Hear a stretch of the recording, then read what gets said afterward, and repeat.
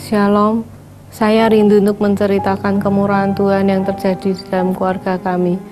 Kira-kira pada tanggal 6 April 2011, anak saya yang bungsu, Jeremia, atau yang biasa kami panggil JJ, bangun pagi dengan leher yang tengeng. Setelah beberapa hari tidak sembuh, juga bahkan makin sakit. Kami sudah berusaha membawa JJ untuk berobat dengan segala macam cara, baik itu terapi, dipanasi, tusuk jarum, tetapi bukannya berangsur sembuh, justru malah bertambah sakit. Kami juga telah mencoba membawa JJ ke rumah sakit dokter ortopedi. Dari hasil ronsen yang dilakukan dokter yang menangani, juga tidak dapat mendiagnosa apa yang menjadikan sakit pada leher JJ. Kami membawa hasil ronsen tersebut ke dokter gigi karena kami melihat bahwa gigi geraham dewasa JJ yang mulai keluar justru bertumbuh ke samping, bukan ke atas seperti yang seharusnya.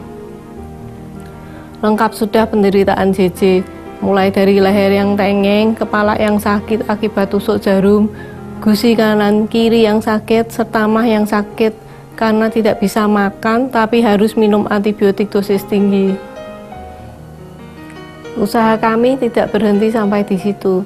Kami membawa JJ ke tukang pijat, ahli bedah, dokter rematik. Ternyata semuanya tidak dapat memberikan diagnosanya.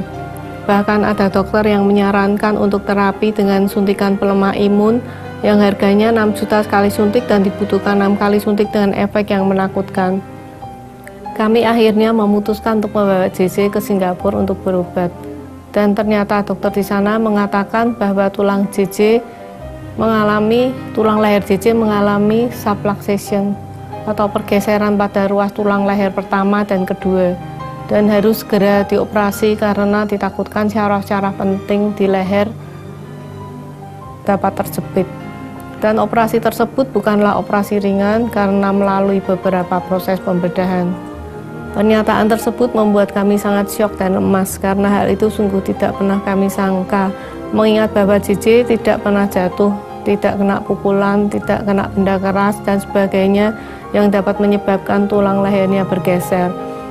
Tidak pernah kami bayangkan JJ yang biasa aktif tidak akan dapat lagi melakukan aktivitas olahraga, bahkan menoleh kanan maupun kiri pun tidak akan sebebas dulu.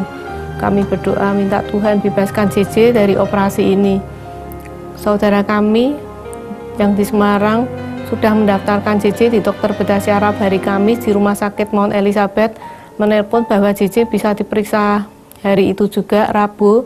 Katanya dokternya tidak suka sembarang operasi.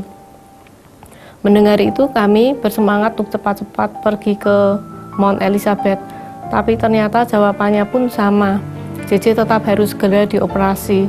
Tapi dokter ini berkata kami harus bertemu dengan tim bedahnya, dokter ortopedi yang pada hari Senin berikutnya, karena pada saat itu sedang seminar ke luar negeri. Kemudian saudara dari suami saya yang tinggal di Singapura berunding dengan kami.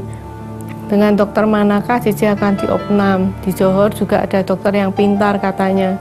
Tapi seandainya saya ditanya dengan dokter manakah JJ akan dioperasi, dengan dokter yang dari Gleneagles atau Mount Elizabeth, maka saya akan berkata tidak dengan kedua dokter tersebut. Karena dalam hati saya masih menantikan pertolongan Tuhan. Keesokan harinya, kami ke dokter yang di rumah sakit Gleneagles untuk tanda tangan persetujuan operasi pada hari Jumat. Ternyata dokter tersebut tidak bisa karena ada seminar di luar negeri. Hari Kamis minggu depan baru bisa dilaksanakan operasinya. Bagi saya itu berita yang sangat melegakan karena masih diberi kesempatan 1 minggu lagi untuk memohon kepada Tuhan dengan lebih sungguh-sungguh. Setiap malam saya berseru di tepi ranjang JJ, berdoa dan berpuasa, mohon pada Tuhan pencipta alam semesta, dokter di atas segala dokter, supaya mukjizat terjadi pada JJ sebelum hari Kamis tiba. Pada Bapak dan Ibu Gembala, saudara, dan teman-teman yang selalu mendukung dalam doa, saya selalu minta didoakan supaya mukjizat terjadi pada JJ sebelum hari Kamis. Minggu depannya kami tetap menemui dokter ortopedi di Mount Elizabeth. Di sana dokter memeriksa semua hasil ronsen, MRI, CT scan, dan dia berkata, JJ tidak usah dioperasi, cukup di tracking saja. Walaupun dokter itu tidak pernah melakukan hal tersebut pada pasiennya, tapi dia pernah melihat hal itu di luar negeri. Puji Tuhan, Tuhan yang Maha Baik sudah mendengar seruan doa kami. Rasanya seperti mendapat hadiah yang besar. JJ diopnam selama 1 minggu. Tapi ternyata sepulang dari rumah sakit Mount Elizabeth, JJ merasa ada yang mengganjal di lehernya. Itu artinya terjadi sedikit pergeseran lagi pada lehernya.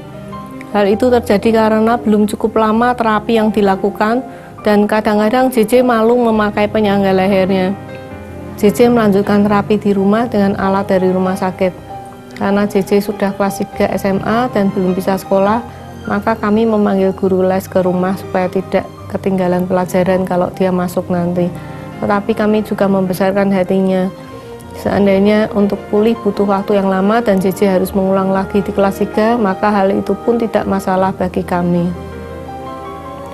Setiap menemani JJ terapi di rumah, yaitu di tracking sepanjang hari kecuali ketika waktu les, makan, dan mandi, sebentar-sebentar kami selalu berkata, J, Tuhan Yesus sudah menyembuhkanmu. Teman-teman juga datang untuk mendoakan kesembuhan JJ dan memberi kekuatan untuk tetap beriman serta percaya kepada Tuhan. Akhir bulan Agustus 2011 ada KKR kesembuhan oleh Reverend Glenn Martin. Saat altar call yang didoakan adalah kami terlebih dahulu. Pada waktu itu, Reverend Glenn Martin berkata, iman ayah dan ibunya akan menyembuhkan sakit anak ini. Setelah itu, Reverend Glenn Martin baru mendoakan JJ dengan melepas alat penyangga lehernya dan tidak boleh dipakai lagi. Dan kami juga meyakini hal itu. Dan sejak itu kami juga tidak pernah menyuruh JJ memakai alat penyangga lehernya lagi. Dan rasa mengganjal di leher JJ pun berangsur-angsur hilang dan sembuh total. JJ bisa masuk sekolah lagi sudah lebaran. Bahkan nilai rapot JJ adalah nilai yang terbaik dari semua nilai-nilai yang pernah dicapainya di SMA. Dan JJ sekarang mendapat beasiswa untuk belajar di Asia Pacific University Jepang. Puji Tuhan. Sudah berkali-kali saya mendapat pertolongan dari Tuhan setiap berseru pada namanya. Saya akan menjadi orang yang tidak tahu berterima kasih bila saya tidak menyaksikan kebesaran, kebaikan, dan kemurahan Tuhan dalam hidup saya ini. Saya percaya firman Tuhan yang ada di dalam kitab Yeremia 29 ayat 11-14a bahwa rancangan Tuhan adalah damai sejahtera untuk memberikan kepada kita hari depan yang cerah dan penuh harapan. Dan apabila kita datang, berdoa, dan berseru, maka Tuhan pasti akan mendengarkan seruan kita. Dan juga firman yang ada di dalam Yakobus 1 ayat 6. Hendaklah ia memintanya dalam iman dan sama sekali jangan bimbang. Sebab orang yang bimbang sama dengan gelombang laut yang diombang-ambingkan kian kemari oleh angin. Terima kasih atas dukungan, doa, Om Bekti, Tante Susan, dan semua teman yang selalu mendukung kami dalam doa. Biarlah kesaksian kami dapat memberikan kekuatan pada kita semua. Amin.